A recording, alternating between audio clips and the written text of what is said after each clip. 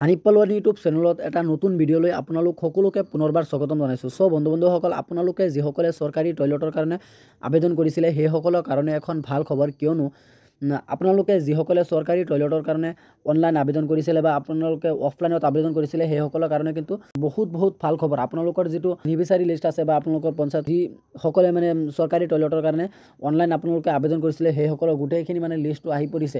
গতিকে আপোনালোকে এই লিষ্টখন আপোনালোকে কেনেকৈ চেক কৰিব পাৰিব যে আপোনাৰ এই লিষ্টখনত আপোনাৰ নাম আছে নাই। যদি আপোনালোকৰ এই লিষ্টত নাম আছে তেনেহ'লে কিন্তু আপোনালোকে এই লিষ্টত নাম থাকিলে আপোনালোকে লাভ কৰিব পাৰিব 9,000কৈ টকা।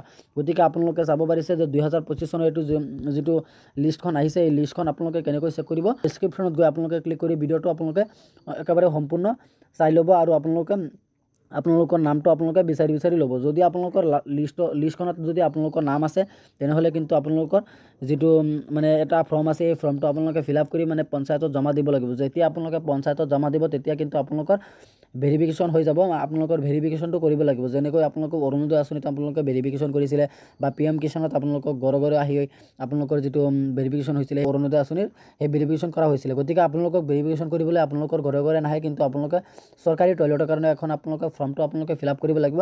আৰু পঞ্চায়তত কিন্তু এতিয়াও দিয়া নাই, কিন্তু অনলাইনত মানে আপোনালোকৰ ফৰ্মটো দি দিছে। তো আপোনালোকে অনলাইনৰ পৰা কেনেকৈ ডাউনলোড কৰিব পাৰিব বা কি আপোনালোকে এই ফৰ্মটো আপোনালোকে কেনেকৈ ফিল আপ কৰিব লাগিব।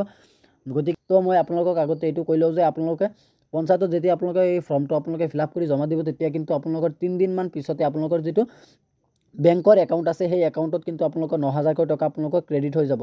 গতিকে আপোনালোকে চিন্তা কৰিবলগীয়া একো নাই।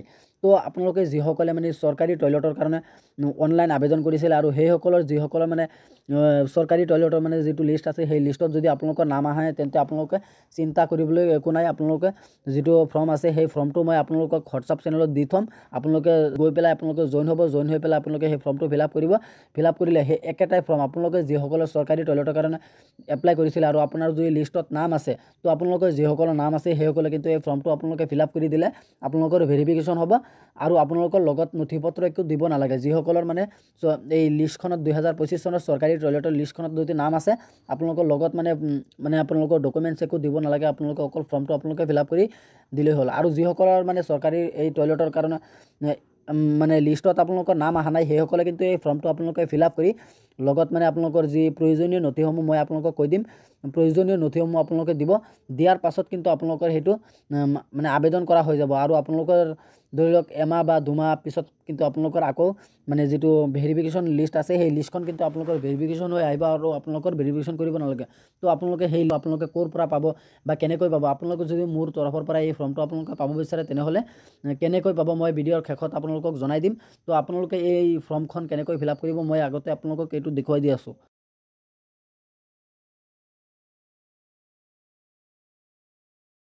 বন্ধু বান্ধৱসকল, আপোনালোকে প্ৰথমতে ইয়াত চাব যে আপোনালোকৰ মানে যিটো মানে ফৰ্মটো আছে সেই ফৰ্মটো আপোনালোকে ফিল আপ কৰি দিব লাগিব। তো আপোনালোকে প্ৰথমতে ইয়াত চাব যে আপোনাৰ প্ৰথমতে নেম অফ এপ্লিকেশ্যন আপোনালোকৰ যিটো নেম আছে এই নেমটো আপোনালোকে ইয়াত চিধা বহুৱাই দিব লাগিব।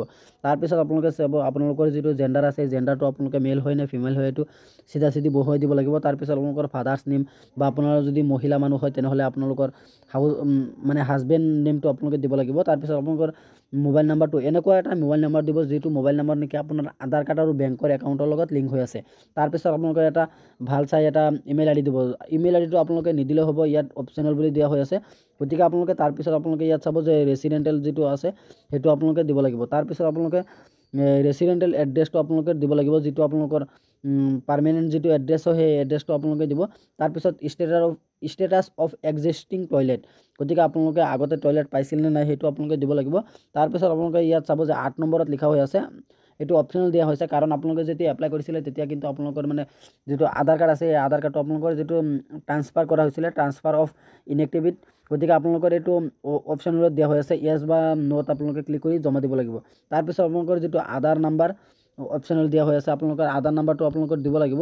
তাৰপিছত আপোনালোকে ইয়াত চাব যে আপোনালোকৰ লগত দিবলগীয়া নথিসমূহ আপোনালোকৰ যিটো আধাৰ কাৰ্ড আছে আধাৰ কাৰ্ডটো দিব লাগিব।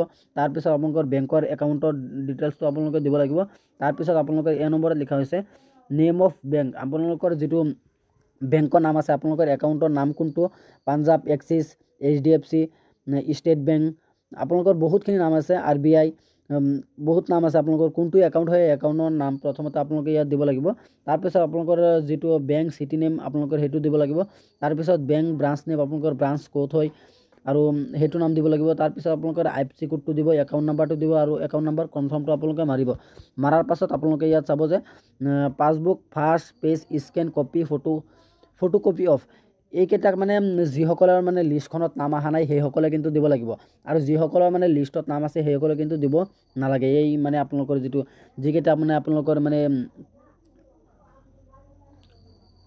ডকুমেণ্ট কেইটা মানে আপোনালোকৰ দিব নালাগে যিসকলৰ মানে লিষ্টখনত নাম আহিছে আৰু যিসকলৰ অহা নাই সেইসকলে দিব লাগিব তাৰপিছত আপোনালোকে 11 নম্বৰত চাব যে ইয়াত photograph of application to photograph of the application with clear visibility গতিকে আপোনালোকৰ যাৰ কাৰণে মানে আপুনি এপ্লাই কৰিছিলে সেই মানে তাৰ মানে দুখন ফটোকপি আপোনালোকে লৈ যাব do you want to avail ভাল construction of toilet by the ULB through construction self help group available yes or no গতিকে আপোনালোকে ইয়াত কোৱা হৈছে যে আপোনালোকে কিবা গোটত যদি আপোনালোকৰ নাম আছে তেনেহ'লে কিন্তু আপোনালোকে এই মানে যিটো হেৰি আছে মানে চৰকাৰী টয়লেট আছে সেই টয়লেটটো আপোনালোকে লাভ কৰিব নোৱাৰে যদি আপোনালোকে গোটত নামভৰ্তি হৈছে তেনেহ'লে আপোনালোকে ইয়েছত ক্লিক কৰিব আৰু যদি নাই তেনেহ'লে আপোনালোকে নোত ক্লিক কৰি দিব সো বন্ধু বান্ধৱীসকল আপোনালোকে চাগে নিশ্চয় বুজিয়ে পাইছে যে আপোনালোকে কেনেকৈ ফৰ্মখন আপোনালোকে ফিল আপ কৰিব পাৰিব আৰু মই আপোনালোকক কৈছিলোঁ প্ৰথমতে মই আপোনালোকক কৈছিলোঁ যে আপোনালোকে এই ফৰ্মটো আপোনালোকে ক'ৰ পৰা পাব যদি মোৰ পৰা পাব বিচাৰে তেনেহ'লে আপোনালোকে কেনেকৈ পাব আপোনালোকে মোৰ পৰা এই ফৰ্মখন আপোনালোকে পাবলৈ